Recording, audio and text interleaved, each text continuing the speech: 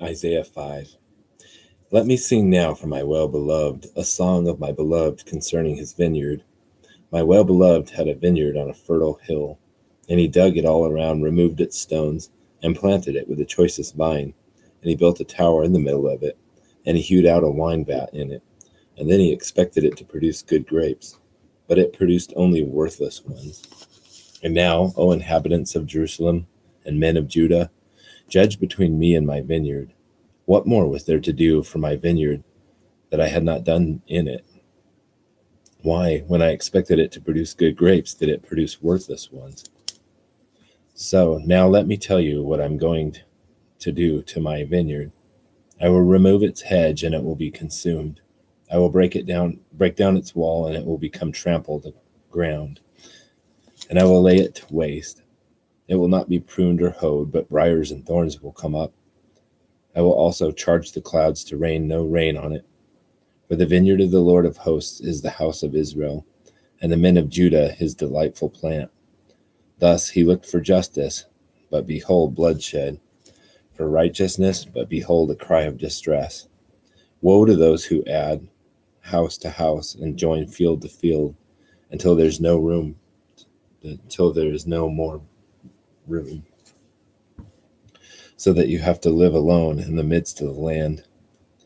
In my ears the Lord of hosts has sworn, surely many houses shall become desolate, even great and fine ones without occupants. For 10 acres of vineyard will yield only 1 bath of wine, and a homer of seed will yield but an ephah of grain. Woe to those who rise early in the morning, that they may pursue strong drink, who stay up late in the evening, that wine may inflame them. And their banquets are accompanied by lyre and harp, by tambourine and flute, and by wine. But they do not pay attention to the deeds of the Lord, nor do they consider the work of his hands. Therefore my people go into exile for their lack of knowledge, and their honorable men are famished, and their multitude is parched with thirst. Therefore Sheol has enlarged its throat and opened its mouth without measure, and Jerusalem's splendor her multitude, her din of revelry, and the jubilant within her descend into it. So the common man will be humbled, and the man of importance abased. The eyes of the proud also will be abased. But the Lord of hosts will be exalted in judgment, and the holy God will show himself holy in righteousness. Then the lambs will graze as in their pasture, and strangers will eat in the waste places of the wealthy. Woe to those who drag iniquity with the cords of falsehood, and sin as if with cart ropes, who say, let him make speed, let him hasten his work, that we may see it, and let the purpose of the Holy One of Israel draw near, and come to pass, that we may know it. Woe to those who call evil good and good evil, who substitute darkness for light and light for darkness, and who substitute bitter for sweet and sweet for bitter. Woe to those who are wise in their own eyes and clever in their own sight. Woe to those who are heroes in drinking wine, and valiant men in mixing strong drink, who justify the wicked for a bribe, and take away the rights of the ones who are in the right.